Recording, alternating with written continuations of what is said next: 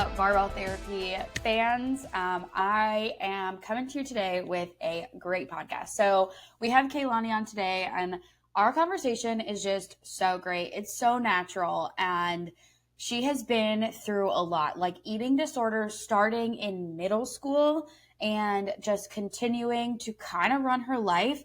And she finally decided to make a change when her daughters started saying things that were like concerning to the point where she's like, I need to change my behavior because they can't grow up like this. And I feel like there's so many mamas out there that can really relate to that. And then she gives us some concrete advice on how to work on our mindset and like the top 3 things that she does with her clients that will help them like change their mindset so that when they start their fitness journey, they can actually see results, right? And then, we talk through what it's really like to be a mom and a wife and in a military spouse and have to and want to make these changes in your overall health and explore a fitness journey. And it is just incredible. So I can't wait for you guys to get into this episode.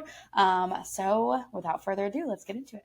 What is up, Barbell Therapy fans? I am bringing Kaye-Lani on the podcast today, and we are going to talk all about her story. And trust me when I say there's a lot to go through. So, Kaye-Lani, welcome to the podcast.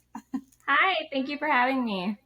Yeah, absolutely. Okay, so tell us like a little bit about what you're currently doing, and because I know you have your coaching business, but then obviously you have your own goals and everything. Like, just give us a little rundown about you. So I have been a online personal trainer for over 2 years now.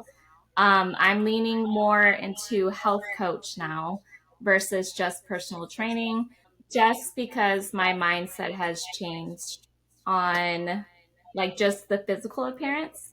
And I really want to focus on overall health, so mindset, body, all that. So yeah, I'm definitely changing my niche to that. But yeah, I'm just really excited.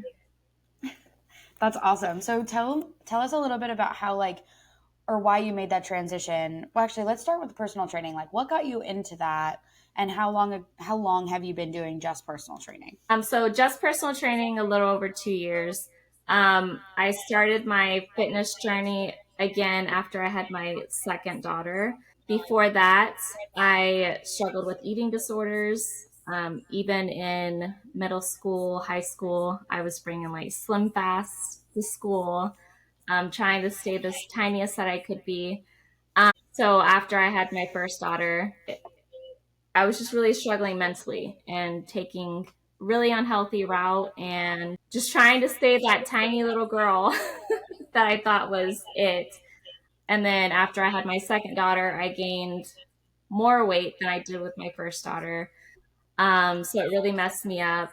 And again, I started not eating, and then I turned to binge eating, which made me gain more weight. And then I actually joined, like, I can't remember what it's called. It's like the 21, it's like that diet. I can't think what it's called, but I started doing that, but that wasn't working for me. So I ended up joining an online fitness challenge, and I did that for years, and it really just changed my mindset. I got to meet other amazing women that were struggling the same way I was struggling.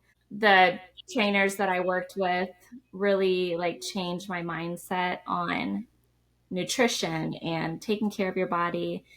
And I always knew that I wanted to help people, so I decided to become certified. Um, and then just looking at my kids, I knew that especially with them being girls, not that boys don't struggle, but I never want them to look in the mirror and want to be like the tiniest version of themselves. And so that is my goal now, is to show them that strong is cool. Having a little bit of extra body weight is totally fine. It's all about feeling good and just being healthy so that you can live a long, good life. Yeah, absolutely. I mean, think about like when we were growing up, we had magazines, right? So before social media, Yeah. we had magazines, and we would go to these CVS or wherever, and it was the tiniest women you could possibly see plastered everywhere. And Yeah. of course, like our counterparts, like the boys in our lives were like, this girl is so hot. This girl is so hot. So like, what are you thinking? I need to be like that girl. And like the only thing you can see is the physical appearance, like the being skinny. And like I was the same way. I literally got into, so I did competitive cheerleading. And then when I had to quit because of my back injury, I literally went to the gym just to be as small as possible. Like I didn't Mhm. care about anything else. I wanted the small waist.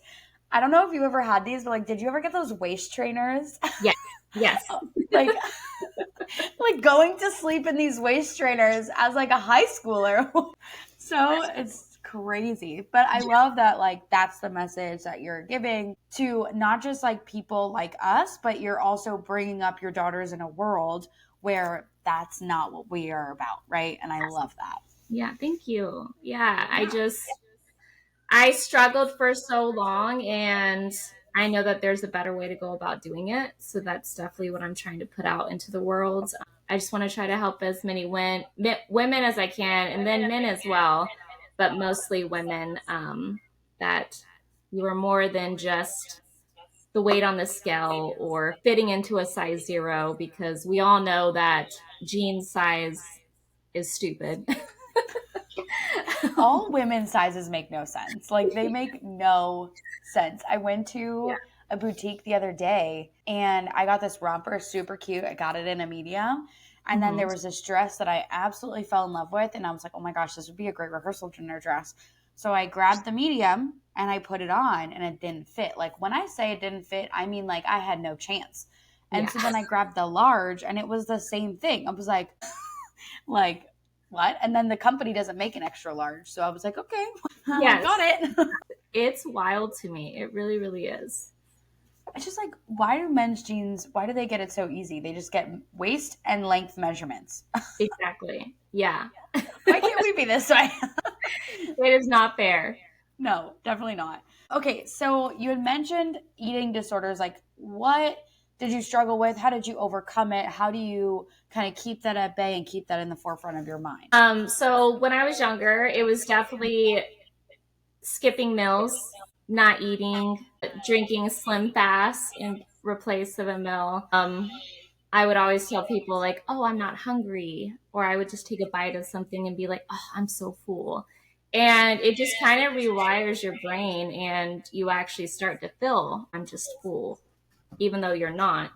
So when I was younger, I ended up getting a stomach ulcer, and I had surgery. And so I was in the hospital for almost 2 months, on feeding tubes and everything.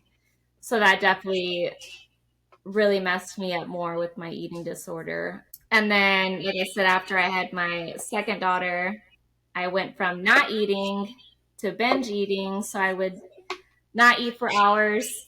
And then at night, I would just eat all the things. So that just made me, like I said, gain more weight. So I definitely say that my children definitely saved me, and changed the way that I view myself, and I want them to view me and view themselves. So definitely being a mama has helped me. And what was that like aha moment for you? Like, this needs to change. Like, where were you? What were you doing? Like, how did you kind of come to grips with the fact that you needed to make that change? Definitely like my oldest daughter. I would see her like looking in the mirror, and then I would weigh myself, and then she would weigh herself. And I was like, no, no, no, no, no, you don't need to worry about that. But in her eyes, she's like, well, why are you worrying about it then? Shouldn't I worry about it? So that, and then with my second daughter, I was trying clothes on in a changing room. And of course, it wasn't fitting me. It was stuff that I used to wear, but I just couldn't fit into it. And me not thinking out loud, I said, my gosh, I'm fat. I don't know why none of this is fitting me. And then my youngest daughter was like, don't worry, mommy, none of this stuff in here fits me either. And I was like, my gosh. So I knew like I don't want to be this type of person that just focuses on the outer appearance. Yes, I want to be healthy. I want to have muscles. I want to have all the things, but I don't want to just be one size. Yeah. That's amazing. Like that reflection that you had when your daughter said that, right? Because you could go one of two ways.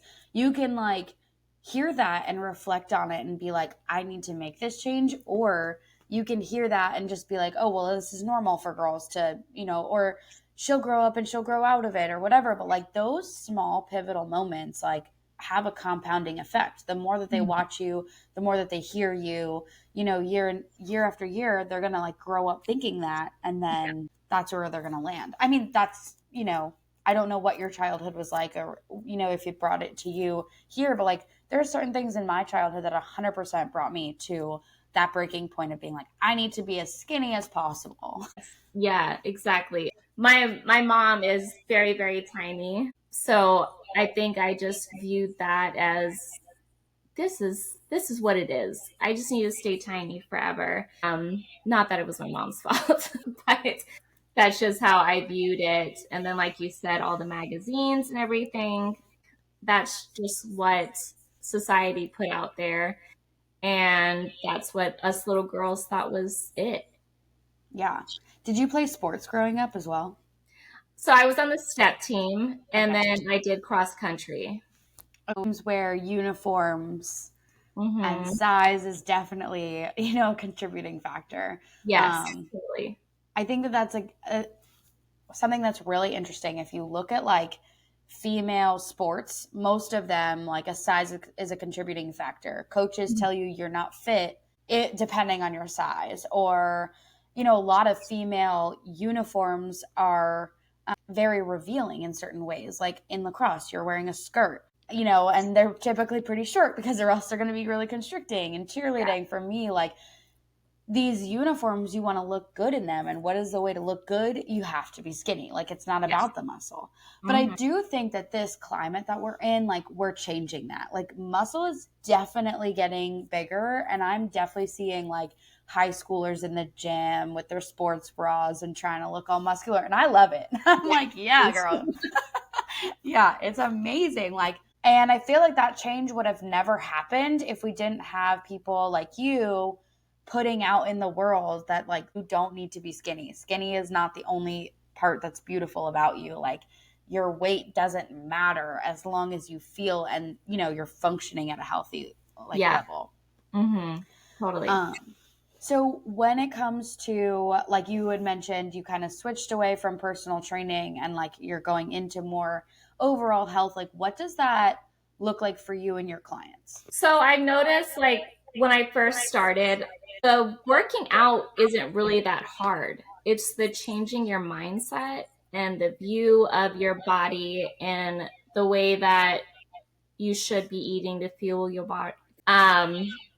So I started working with my clients where we just mostly focused on mindset. And then we added in working out, we added in nutrition. And I feel like clients had better results that way. They were more happy with their bodies. They were more happy with even like being a parent because I do work with a lot of moms. So a lot of the moms that come to me are struggling with finding that time to take care of themselves, feeling like after they had babies, of course, your body just isn't the same anymore. So they're kind of chasing the before body. So we try to change the mindset to not chasing the before body because you're not going to have the before body, but your after body could be better. So yeah, I definitely feel like if you aren't happy mentally, you're not going to be happy with your appearance. No matter, like we said, no matter how tiny you get. So I think mindset is one of the biggest things that anybody can work on, even if you're not trying to lose weight or build muscle. So that is definitely the route that I decided to go. And so far, like I'm loving it. I'm using it for myself. My clients are enjoying it. And like I said, they're seeing better results that way. Yeah.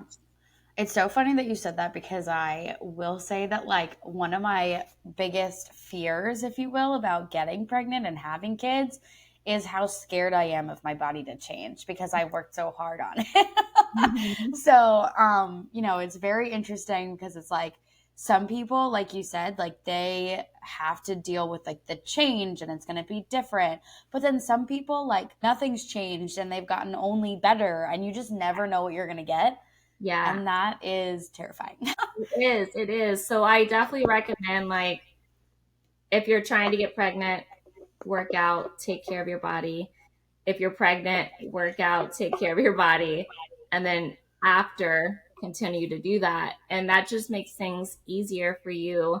If I look back at older pictures where I was like the tiniest version of myself, I don't even find that attractive anymore. But now that I have weight, I have muscles, and then I've had 2 kids, I'm like, dang, I look good. Good for having 2 kids. I definitely think it is a mindset thing. You have to have a good mindset about it. And that doesn't mean that you can't have days where you're like, oh, I wish I looked this way, or I wish I could change this, or I miss this, because that's normal. We're human. Nobody's perfect. But I definitely think focusing on the mindset going into it is going to be helpful. Yeah, no, absolutely. So, on track of being a mom, like you're a mom and a wife, Mhm. and you have all these things going on. How do you find time to still focus on fitness? And, how do you balance that fitness, nutrition, health balance with being a mom and all the things that come along with being that? So when my kids were little, it was a little bit harder, of course, because babies be everywhere. But I've always been very active with my children. So I kind of talked about this yesterday, is getting your kids involved. That doesn't mean they have to be with you 24/7, but especially when you have little kids at home with you, if you get them involved, it's going to take that pressure off you where you feel guilty, like I'm not including them or I should be spending time with them. If you do include them, you're still helping yourself, you're helping your kids. So that's something that we still do to this day. Is my oldest daughter now goes to the gym with me, or I have equipment in my garage so both of my kids work out with me. We go on hikes, we go on walks. So yeah, I find that that is helpful, making that time to take care of yourself. And then when your kids are older, they're in school, I thankfully work online so I can go to the gym in the morning, knock that out. And then when it comes to nutrition, I try to get my kids involved. If it's something they've never had before, I tell them, well, help me cook it. And usually, if they help me cook it, they're like, well, now I want to try it because I made it. Right. So that is like how I try to get them to try new things. Is they cook it, they try it. If they don't like it, they don't like it. But I think that changes their mindset of, they feel proud that they made something, so they want to try it. So that is how I definitely incorporate the nutrition aspect with them. And I do allow them to have like snacks and stuff, because I never want them to be like, oh, this is bad. My mom said it's bad, so I can't have it. Because I feel like that's definitely, again, something that people struggle with, and it can turn into an eating disorder. So, yeah, I just try to change the way that we talk about food and health and taking care of your body. Um, and I feel like that helps make, allows you to fit it into your schedule doing it that way. Right.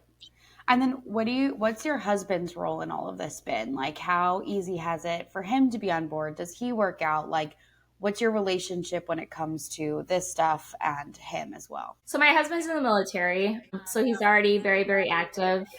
He isn't home quite often, so it's usually just me and my kids. But when he is home, he is very, very active. We, like I said, we love going on hikes. We love going on walks. He does CrossFit. That's not really my jam. Mine either. Yeah, he kills it. I just don't understand the movements. It's just my brain's like, no. Um, but yeah, so we try to do a lot of family activities together when he's home, and he is not a picky eater, so if I cook it, he'll eat it. So it's very easy with my husband. I know that some people, it's hard to get your spouse on board. So I definitely try to help my clients with that. Like, I'll have like a call with them and their husband. Um, to try to plan things out and see if I can get them on board too. Yeah, it's my family. We're very, very active. We're not made to sit still.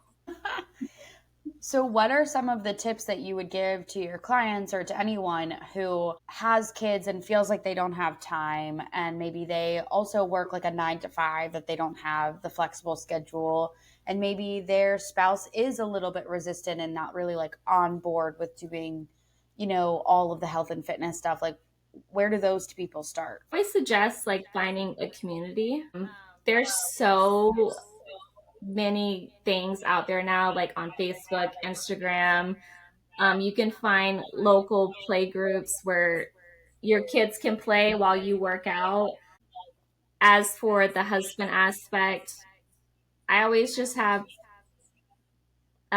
clients talk to their husbands, let them know how they're feeling, tell them like they really need the support right now.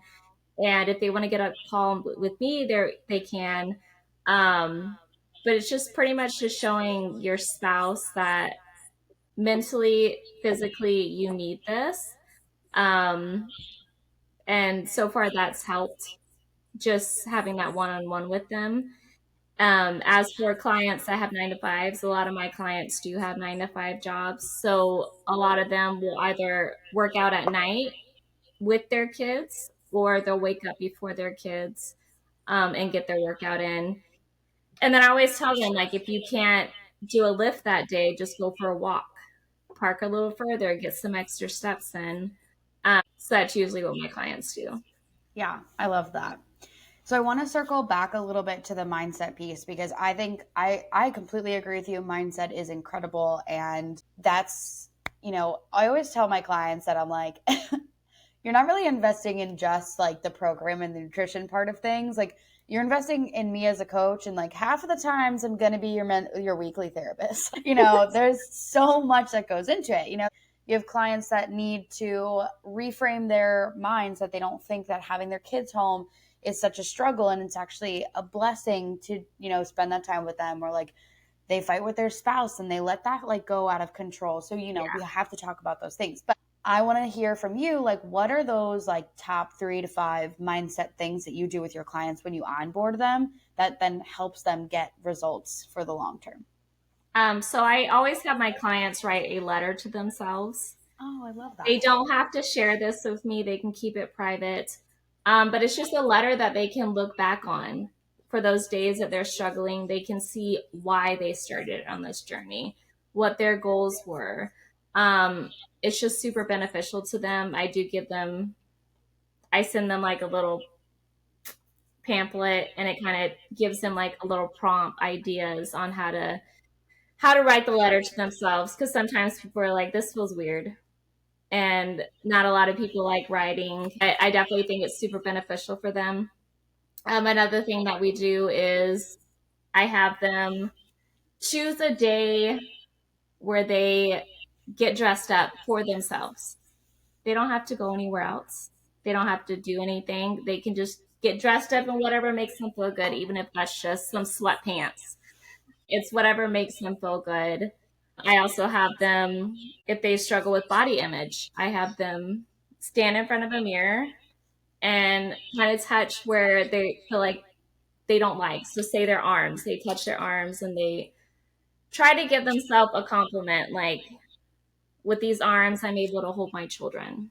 With these arms, I'm able to feed my children. With these arms, I'm able to take care of myself. Just little things like that. Just kind of giving yourself a little bit of self love. Um, but I know that you're interviewing me, but I want to hear a little bit about what you do with your clients. Hey, Barbell Therapy fam, I am interrupting this podcast because I want to make sure I let you know that I have roster spots open for my one-on-one coaching. This program is 110% customized specifically to you. I make a brand new workout. I do not copy and paste from any of my other clients. I work with you individually on your individual nutrition needs, from where you started to where we want to go. And I make sure that you have a plan in place that will actually get you results and be be easy and sustainable for you to achieve. We're going to look at your individual body and how your body responds to things. Honestly, the amount of support that you're going to get inside of this program is going to be the game changer. From not feeling like yourself and needing personal journal prompts, routine audits, making sure that your day is structured in a way that you don't feel like you're flailing and you just have all these tasks you need to complete and you don't know when and why to complete them. I will go through every single step of the way with you to make sure that you not only have a plan that you can actually complete, but you know when and where to complete that plan so you don't feel like you're just adrift in the day trying to meet these metrics. We are going to be best friends throughout this, and I'm telling you, it is worth it. Hop on a call with me and let's do a personalized fat loss evaluation for you, where I will give you the starting guide that we would be using inside of my program: calories, training days, cardio days, etc. I will give you that guide to get started, and we can see if you're a fit for the program. And if you're not, at least you have a basic plan that you can implement to actually hit your results. So let's get started by setting up that call, and I can't wait to meet you. Yeah. I don't have anything necessarily that we do right up front, but in like my client hub, I have like journaling like a workshop, or not a workshop, a worksheet, a journaling worksheet that they can go through. But typically when things kind of come up, I create prompts specifically for each individual client. Like I have some clients that need to work on blaming themselves for everything that happens in their lives. So like we create journal prompts specifically to help them get into a better mindset for the day. I have clients that are struggling with where they're at in certain aspects of their lives. So we, create journal prompts for that. And it's not really about like the daily journaling or, it's about having those questions in the back of your mind that's like leading you to a better spot. And then one of my clients, she just got back from a work trip and she did amazing, like with food and nutrition or with food and fitness. But then she, was like, oh, I don't really like this job anymore. But like rather than being like, oh no, we're starting this week where we're realizing we're not liking our job. It's like, okay, well, what did this job give us? Right? Like it's given us the flexibility to focus on things. It's given us the option to go on this work trip and know you can do hard things. Like I am very big on just like that in the moment coaching, I guess. Yeah, because it's just so, for me, it's like ends up being so individual for people that I'm just like, yeah. But no, I love hearing like all the different things that everybody does. Because like you said, like I just love that like letter to yourself. Because, we do a lot of like the reasons why, you're doing this journey, but writing that letter to yourself just sounds like, okay, like I'm writing a letter to myself to tell myself where I want to be at the end of this, or like why I'm starting. And like you said, that anchoring yourself into like that why is just going to keep you going. Yeah, I totally agree. And I love that you do different things for each of your clients, because that's something that I'm big on. Is I always say I never want a client come to me and be like, here's your program and just ditch them. Yeah. I very much want it to be custom towards each client, because everybody's different. Just because I experience an eating disorder and you experience an eating disorder doesn't mean that we're the same. Yeah. So yeah, I love that you do that. I think that's really, really good. I think it's so important, especially because there's so many coaches now. Like there's so many online coaches. Yes. And a lot of coaches I'm seeing are just giving the things that they did. Like, oh, here's what I ate and here's the workouts that I did. And it's like, you're forgetting about the personal aspect of it. Like that's not always going to work for everybody, So, it's great to hear that there are real coaches coaching the individual person in this world. Yes. I always say, do your research. Just because they have thousands of followers does not mean they're going to help you in the way that you want to be helped. Yeah. Yes, absolutely. Okay. Is there anything else that I haven't asked you that you want to talk about, that you feel like is important, that will help other women finally start the fitness journey or just like get them through it? I think you covered everything, but my biggest advice would just be, just take a chance on yourself, ask for help, realize that even if you're a mom or just somebody that feels like you have to take care of everybody, realize that you have to take care of yourself. It's not selfish. It's going to help everyone around you by you taking care of yourself. So I definitely think if somebody is struggling and they need help and they don't know where to start, just ask for help. Go find a coach, find a support group. There's so, like we said, there's so many options out there now. So yeah, don't be afraid to start, because I feel like you were saying earlier, in this day and age, I feel like health is such a big thing now. Everybody wants to be healthy. We all want to live longer. Um, we all want to take care of ourselves mentally, because I feel like, again, this day and age with social media, I feel like people are struggling even more mentally. Um, but there's also a lot of people that are talking about their struggles now. So I think it helps people feel a little bit less alone. Yep. So I think that's a good start. So I think hopefully we'll get more people to ask for help and take the help and start to feel better. Yeah. No, I absolutely love that. Because it definitely does start. You have to ask yourself the questions, then you have to ask for help, right? Like, even if you don't necessarily hire a coach, you still have to research what you need to do differently. Like, you can't do what you're currently doing and change. You have to make a change. Yeah. So I do love that. I love that. Thank you. Okay, so I want to ask you a funny question. If you were a flavor of ice cream, what would you be called, and what would be your main ingredient? Goodness, this is hard. I think my main ingredient would be coffee. Okay. I am a coffeeholic. Like, Yeah. first thing in the morning after I have my water, I'm like, give me coffee. Yes. Yep. Name. I don't know. Kooky Mocha. I love that. That's so cool. That's a great name. I don't know. You just like pulled that rabbit out of the hat. Like, you're like, here I am. I don't know. I'm a little kooky and I like mocha. So There you go. I love that. Okay. I'm gonna ask this just in case. Do you have any children around you right now? No babies. Okay. All right. So I am going to curse because, whatever. So the one thing that I always ask to my podcast guests at the end is, would you fuck, marry, or kill, squat, bench, or deadlift? Okay. Throwing Fuck two curveballs. deadlift. What'd you say? Fuck deadlift. Okay. I love deadlifts. They're my favorite. What was the other ones? Squat and bench. Marry or kill. Okay. Hey, I want to marry deadlift. Okay. Okay, I'm gonna marry deadlift.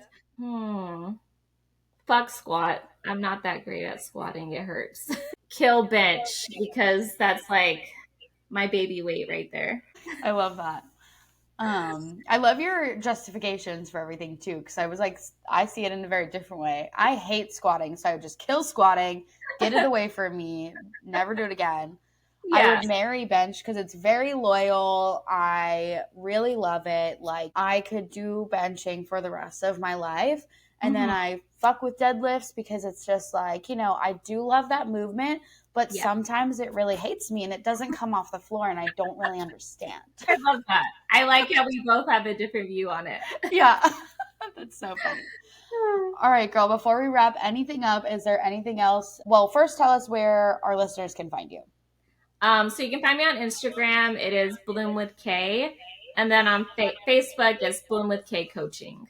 Perfect. And then are you currently taking on clients right now?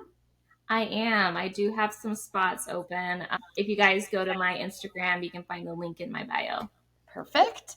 And then is there anything else you want to share with us before we sign off here? I think this is really great. This is my first podcast, so I appreciate you having me on. You had some really great questions, and I like getting to learn more about you and your business. Thank you. Yeah, it's been fun because we met through, our business coach, and I was just like seeing all your stuff, and I'm like, you know what?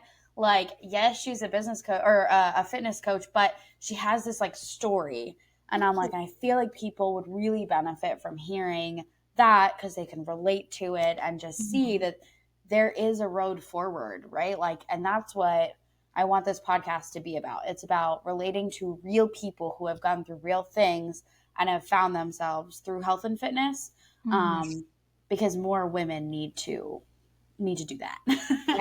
Yeah.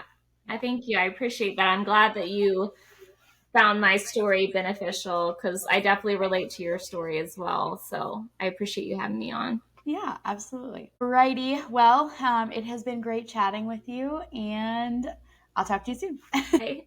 Bye. I hope you enjoyed today's episode. Don't forget to like, comment, review, whatever you want to do on here so we can get these stories out to more people and help the masses. Thank you so much for tuning in, and I'll catch you next week.